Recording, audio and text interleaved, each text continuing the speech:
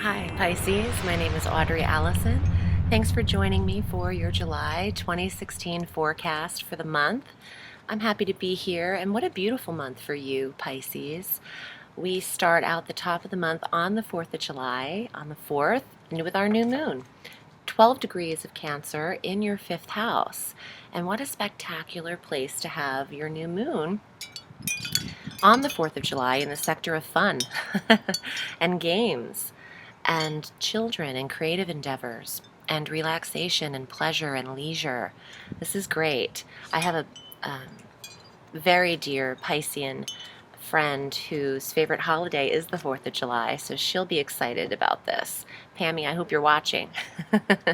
Okay, so set your intentions on what you like to do to relax. I think that Pisces is actually going to really appreciate this new moon because it's in a sister water sign. So the Cancerian energy is flowing in the trine to Pisces. The new moon is trining whatever placements you have in Pisces, either your sun ascendant or your moon. On the 12th of July, we have Venus making an entrance into the sign of Leo through the 5th of August. And Mercury is a little bit of a copycat this month. He follows suit on the 13th into the sector of Leo, and he remains there through the 30th of July. So, Venus on the 12th entering the 6th house through the 5th of August, the 6th house of health, of daily routine and work and regimen. Beautiful placement for any Pisceans who have been feeling under the weather. Venus is harmony and balance and the smoothing over of the sector that she lives in. So you could see yourself feeling better when she enters on the 12th, and also smoothing over any work issues as far as editing, writing, speaking, details. With Venus in Leo, you could get a lot handled beauty and aesthetically wise for the health and the body. On the 13th, Mercury entering Leo only through the 30th of July in the same sector, which is also details analysis of the health, the appointments, doctors, dental work, medical appointments. All of that can be handled smoothly through the end of July. And since Mercury is retrograding in August, you should get that handled, Pisces, in the second half of July if you can, and maybe the first week of August. We have our full moon on the 19th. The full moon at 27 degrees of Capricorn in the 11th house of friendships, of clubs and groups that you're affiliated with. There is some closure that happens here, or some awareness that is seen in your goals, in your dreams, in your I'm sorry, not dream 12th house, but wish fulfillment is what I mean. Dreams coming true, wish fulfillment, and the goal of your work. Something important here with your connections with friendships as well. On or around the 19th of July, mid-month, the Sun enters Leo to join Venus and Mercury, conjunct on the 22nd of July in that 6th house again. So what better energy than the Sun, the life force himself, in your health sector? It's very positive for Pisces, and he'll remain there through August 22nd. We're having a Uranus retrograde this month on the 29th, and Uranus is stationed at 24 degrees of Aries, and he's spontaneous and rebellious as it is, but when he retrogrades, he tends to be more potent, and he retrogrades once a year, Uranus, but for half the year. And since we are in the Uranus-Pluto square, Uranus is at 24 degrees of Aries, and Pluto is at 15 degrees. So they're 9 degrees difference right now. And with Uranus retrograding, they're getting closer together by April of 2017. They'll be within 4 degrees of each other. So that's stress and tension in that area that you hold, in the sector you hold Aries, which is your second house of possessions, budget, money, and the Capricorn energy, where Pluto is residing for you, the intensity with Pluto. the severity and life or death issues with him. This square is tense, so you might be feeling it. On the 30th, the very end of July, Mercury enters Virgo and will remain there until October 7th, because Mercury will retrograde when he gets into Virgo next month, when Mercury enters this sector, which is the review of the marriage, the review of the partnerships, business partnerships, the house of the others, relationships, but not friendships, commitments, monogamies, boyfriends, girlfriends, marriage partners, spouses. Let's get to the cards, Pisces. I'm using the Alchemical deck by Robert M. Place. It's a limited edition deck. I think it's out of print, but this is my go-to deck, and if you'd like to read with me, chances are I will be reading you on this deck.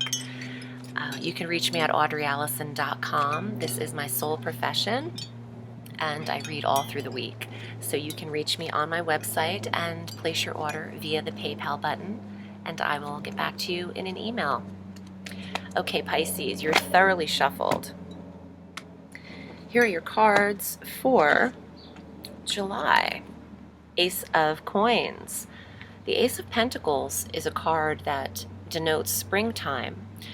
However, we're nowhere near that. I'm feeling like it's about the message itself. It's a new source of health or wealth, which is the 6th house. The Ace of Coins is bringing in new prosperity, a lump sum, a payout, a settlement, but it is about the health as well as the wealth. 10 of Cups, communications, marriage, happiness. The internet. Now, I know I'm taking it a little left field by saying that, but this is an alchemical deck, and the interpretations are similar to the original tarot by the definitions of the writer Waite Smith definitions, but I'm incorporating the alchemical twist to them as well, which is a little more progressive with the 10 of Cups, because meaning the connected still, the internet, more advanced technologies come along with the 10 of Cups. Let's see what else comes up. Oh, check this out.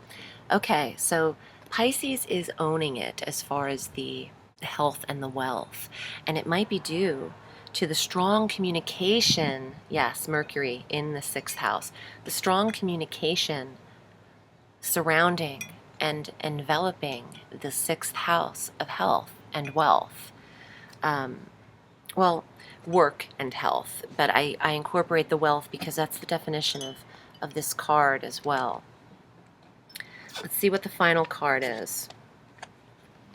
The 8 of Cups. Get to work and get creative in the 5th house where your new moon is.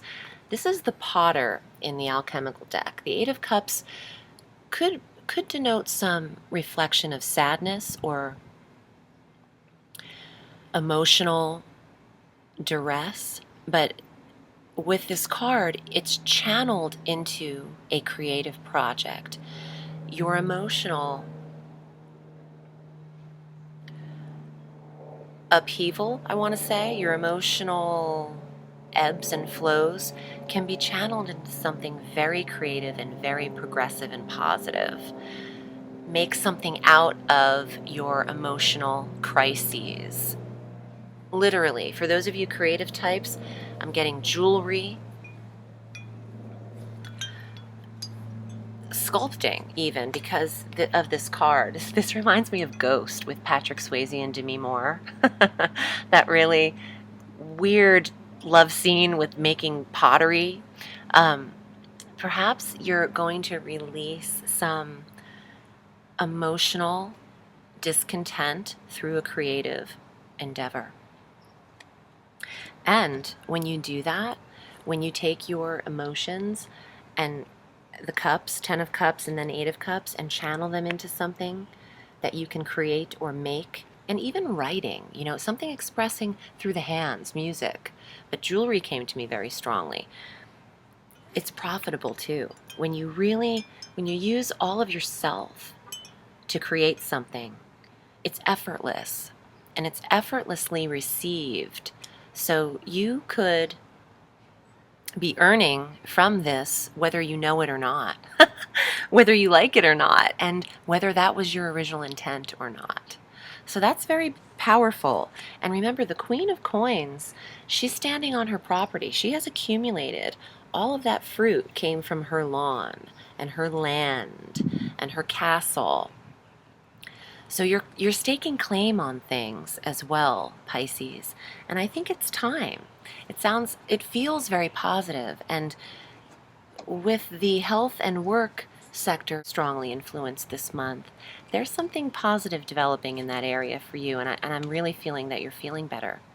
So thank you for tuning in, and I'm wishing you a sweet July. Remember, the sky is limitless, so reach for the stars.